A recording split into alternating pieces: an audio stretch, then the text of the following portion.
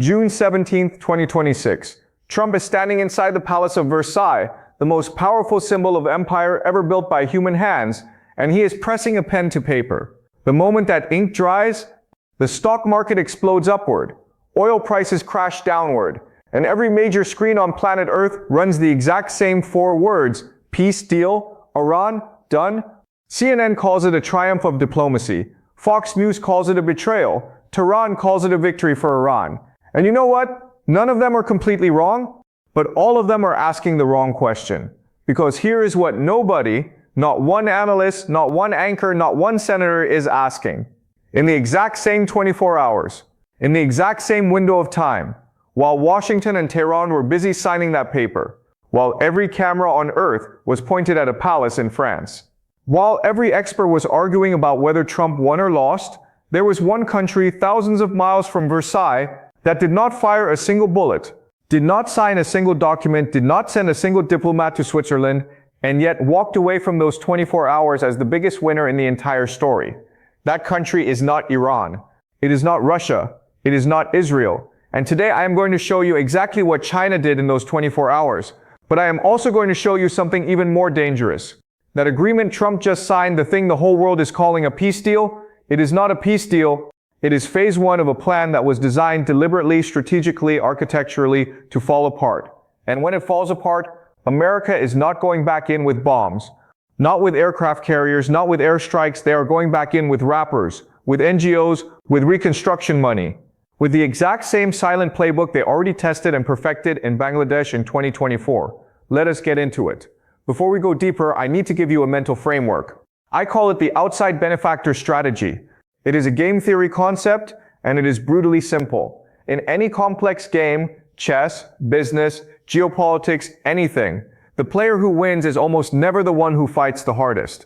The player who wins is the one who lets the other players exhaust each other. And while they are bleeding, while they are spending, while they are distracted, this third player is quietly building an entirely new position somewhere else. Simple example. 2 restaurants on the same street, fighting each other viciously, cutting prices, running aggressive ads, stealing each other's customers, both losing money, both losing sleep, both staring at each other, and then on the next block, a third restaurant opens, quietly, hires better chefs, builds a better menu, focuses on quality while the other 2 are focused on war. Within 1 year, that third restaurant has taken every customer from both of them, while those 2 were too busy watching each other to notice what was growing behind them. That is the outside benefactor strategy. And on June 17th and 18th, 2026, China executed it with a precision that should terrify you. On the exact same day Trump signed the Iran MOU, China released a white paper.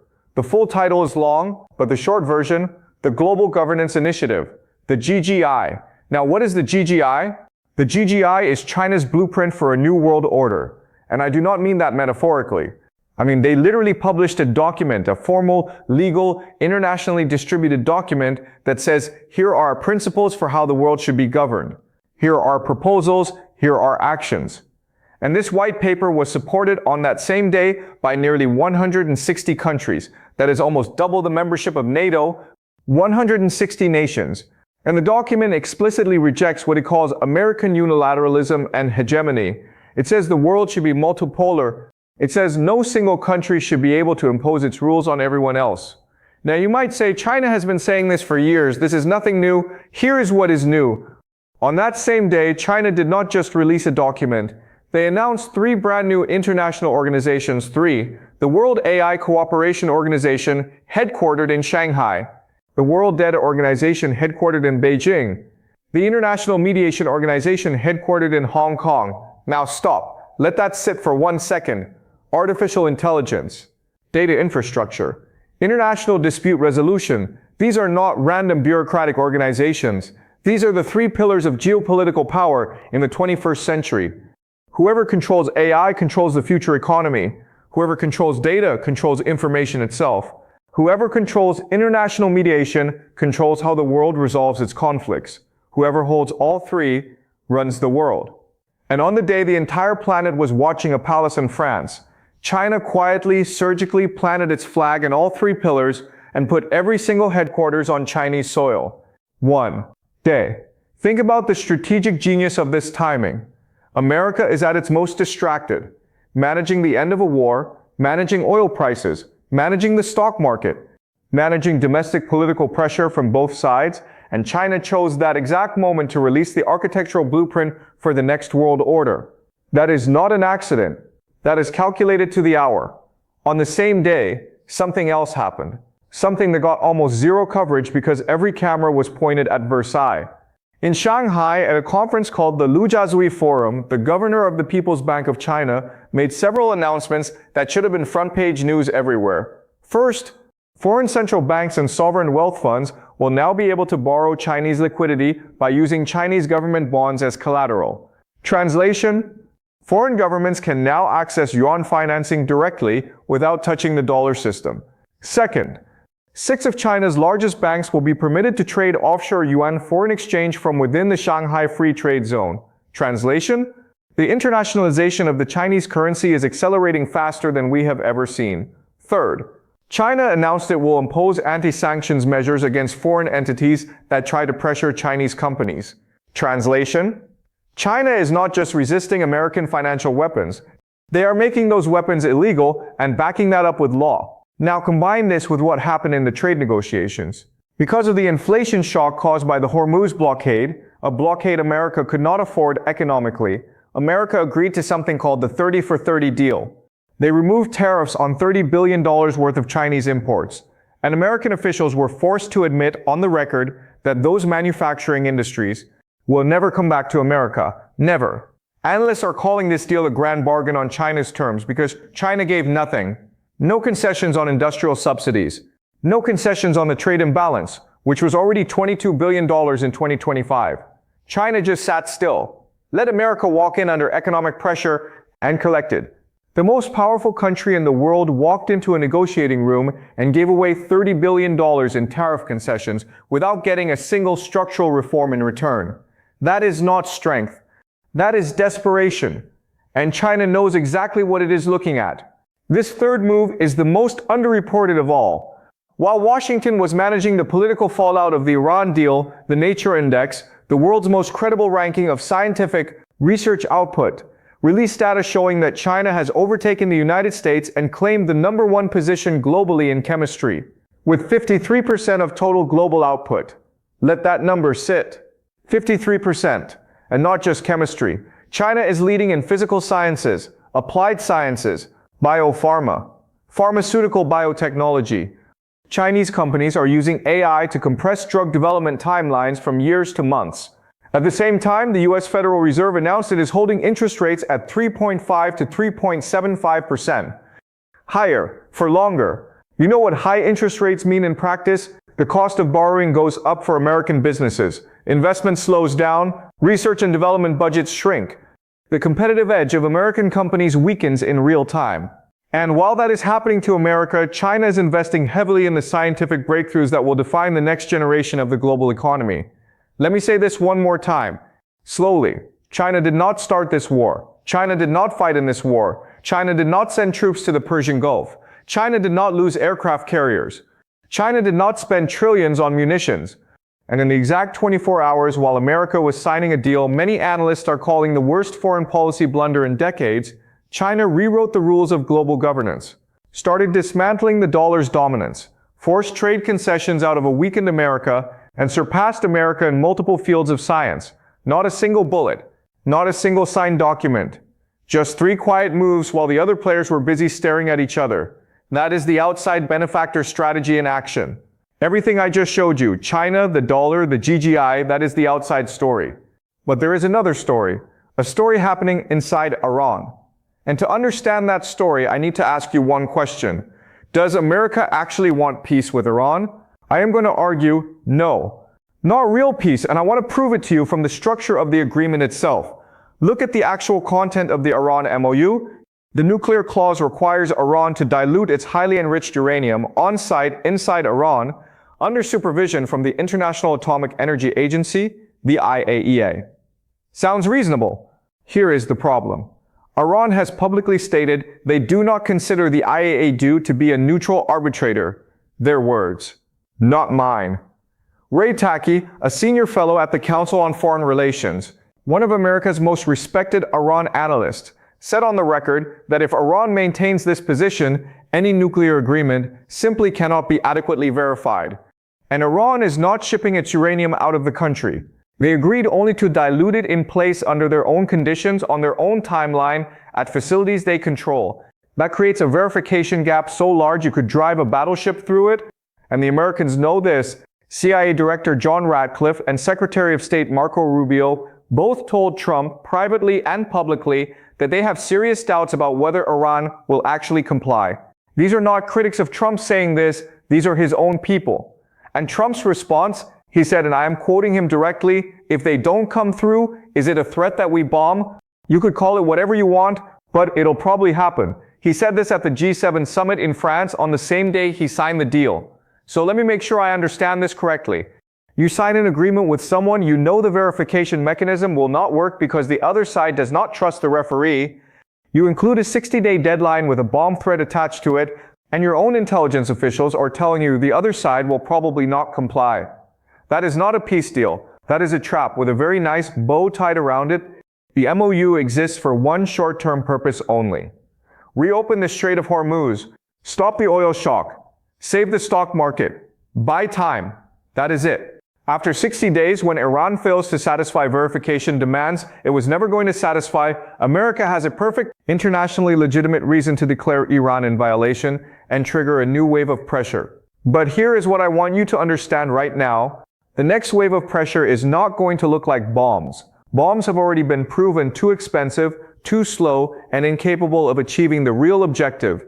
The next wave is going to look like something America has done before. Something much quieter, something that has already been tested and proven to work. Bangladesh 2024. Before I explain Bangladesh, I want to do something important. I want to steal the argument against what I am about to say. The counter-argument goes like this. Iran is not Bangladesh. Iran has China and Russia behind it. The CRINC alliance, China, Russia, Iran, North Korea. During the entire blockade, China kept buying Iranian oil at a discount. Iran has a 25-year cooperation agreement with China. Iran survived everything America threw at it. So why would a soft power approach work now when hard power already failed? This argument is genuinely strong. I have to acknowledge that. But here's what that argument cannot account for. 3 things. 1. Bangladesh also had India standing behind it, a massive neighbor with 15 years of deep political ties to Sheikh Hasina's government. India did not want to lose Bangladesh. India was paying close attention. Bangladesh still fell. External protection is not an absolute shield when the attack is coming from inside. 2. China's priority right now is the GGI 160 nations, the global governance architecture China has spent years building. China needs international stability to make that vision succeed. China is not going to sacrifice the GGI to protect the Iranian regime. We can see this in how Beijing responded to the Iran MOU. They welcomed it. They called for pragmatic negotiations. Not one word of criticism against America. Not one word of defense for Iran. That is calculated silence. That is China saying, we are fine with this. It serves our interests. And this is the most important point. America does not need hard power to collapse Iran, because they already have a playbook that works. A playbook they tested in Bangladesh. And it worked beautifully. And that playbook does not leave fingerprints that trace back to Washington, August 2024. Prime Minister Sheikh Hasina, who had led Bangladesh for 15 years, who had built one of the fastest growing economies in South Asia, fled her own country within hours.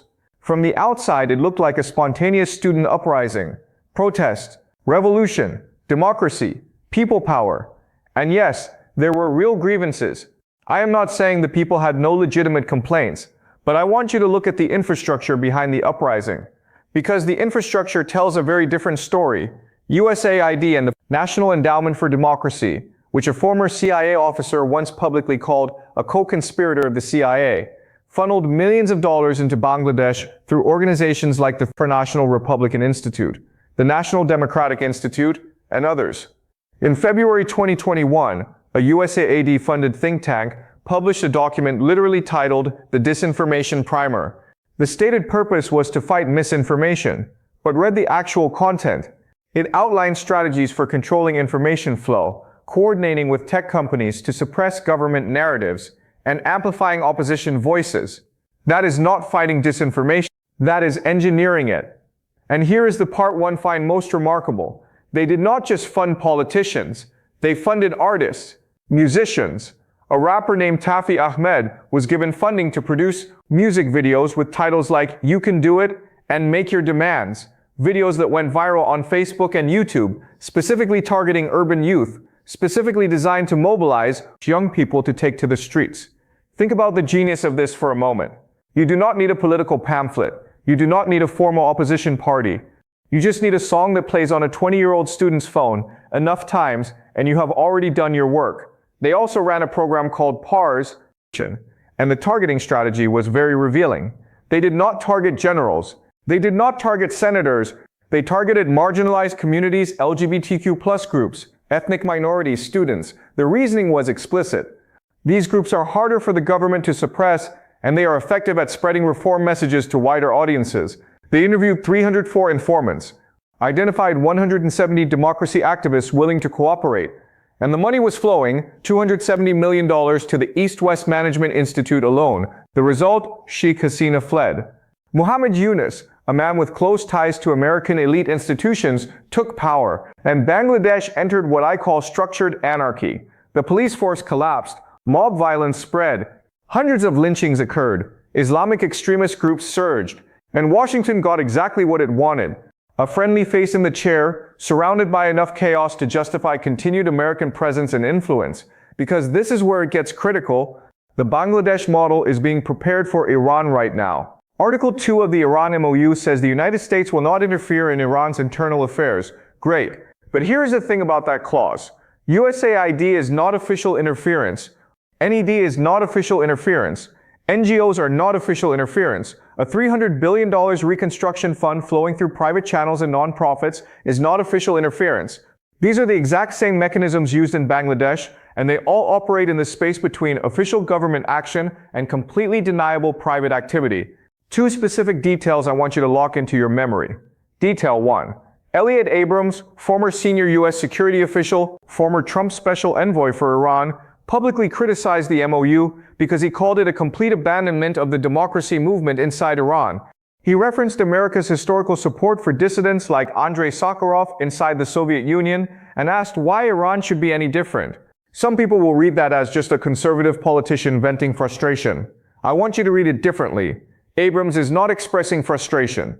He is sending a signal to the people in the intelligence and foreign policy community who know how to read it that the public abandonment is the cover story. The public deal says, do not interfere. The private signal says, the covert infrastructure should continue.